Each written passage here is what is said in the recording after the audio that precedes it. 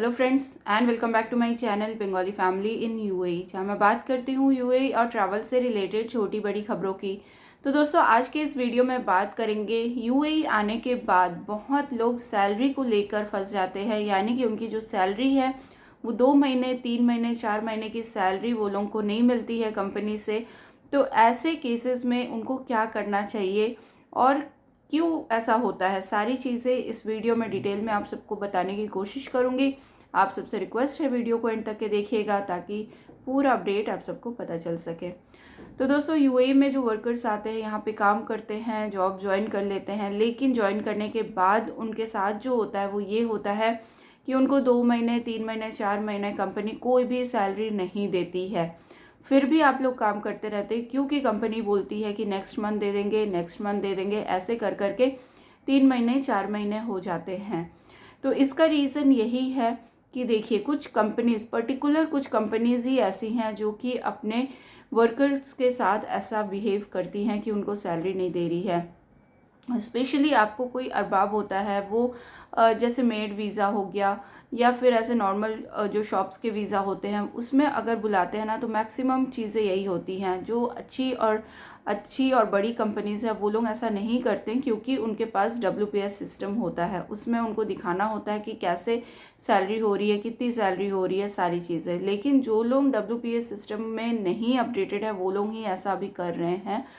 तो कुछ इंस्टाग्राम पे भी मैसेजेस आते हैं कि हमको 2 महीने सैलरी नहीं मिली, हमको क्या करना चाहिए। तो देखिए, सबसे पहले मैं यहाँ पे बोलूँगी कि 2 तरीके के वीज़े होते हैं जिसमें आप यहाँ पर आते हैं और काम करते हैं। पहला, अभी भी बहुत लोग हैं जो लोग विज़िट वीज़ा पर आकर काम करते हैं, और स्पेशली इन्हीं लोगों के साथ ऐसी केसेस होती है क्योंकि कंपनी भी जानती है कि आप विज़िट वीज़ा में काम कर रहे हैं और इसी का फ़ायदा कंपनी उठा लेती है।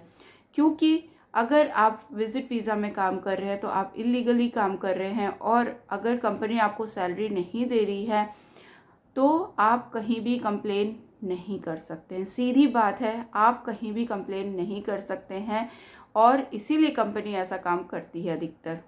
ठीक है, पहला केस हो गया। अगर आप विज़िट वीज़ा में काम कर रहे हैं, आपको सैलरी नहीं मिली है, आप कुछ नहीं कर सकते, कहीं कंप्लेन नहीं कर सकते, कहीं भी आपकी सुनी नहीं जाएगी।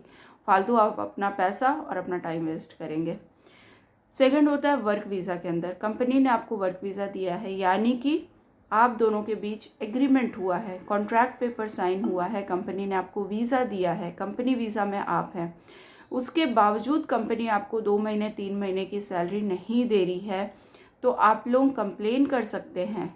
आप लोग बैठे मत रहिए। आप लोगों को अगर 1-1.5 महीने भी सैलरी नहीं मिल रही है, जैसे ही 1 महीना आपका कंप्लीट होता है, 15 दिन हो जाते हैं तो भी कंपनी आपको सैलरी नहीं देती है, तो पहले आप म्यूचुअली कंपनी से बोलिए कि हमको सैलरी लगेगी, आपने सैलरी नहीं दिया। फिर भी कंपनी और 15 दिन लगा देती है, यानी कि आपके 2 महीने हो जाते हैं। आप ज़रूर से कंप्लेन कीजिए। कंप्लेन आपको करना है मोहरे में, और वहाँ पे आपका जितना भी सिस्टम है ना, यानी कि एग्रीमेंट हुआ है, कॉन्ट्रैक्ट पेपर आपने साइन किया है, सारी चीज़ें उनके पास अपडेट है। ठीक है, सबसे पहले तो ये देखा जाएगा WPS में आपको सैलरी मिली है कि नहीं मिल रही है। नहीं मिल रही है तो ऊपर से कंपनी के ऊपर फाइन आएगा, लेकिन आपकी सुनी जाएगी। इसलिए आप लोग बैठे मत रहिए। बहुत लोग सोचते हैं कहाँ जाएं, कैसे कंप्लेन करें, हमारी सुनी जाएगी कि नहीं सुनी जाएगी। तो बिल्कुल सुनी जाएगी। अगर आप वर्क वीज़ा में हैं तभी आप जाके मोहरे में कंप्लेन कीजिए। आप उनके ऐप से कंप्लेन कर सकते हैं, आप उनके टोल फ्री नंबर पे, अगर आप नहीं जा सकते तो टोल फ्री नंबर पे कॉल करके कंप्लेन कर सकते हैं। पहले मोहरे जो है आपकी कंपनी से कांटेक्ट करेगी और आपको सॉल्यूशन बताएगी।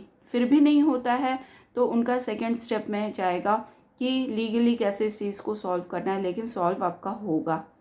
तो बैठे मत रहिए। आप लोग जिनको भी सैलरी से रिलेटेड प्रॉब्लम हो रही है और आप लोग वर्क वीज़ा में हैं तो ज़रूर से जाइए। तो गाइज़, आई होप ये वीडियो आप सबके लिए हेल्पफुल रही होगी। मिलते हैं नेक्स्ट वीडियो में एक नई अपडेट के साथ। तब तक के लिए goodbye and take care.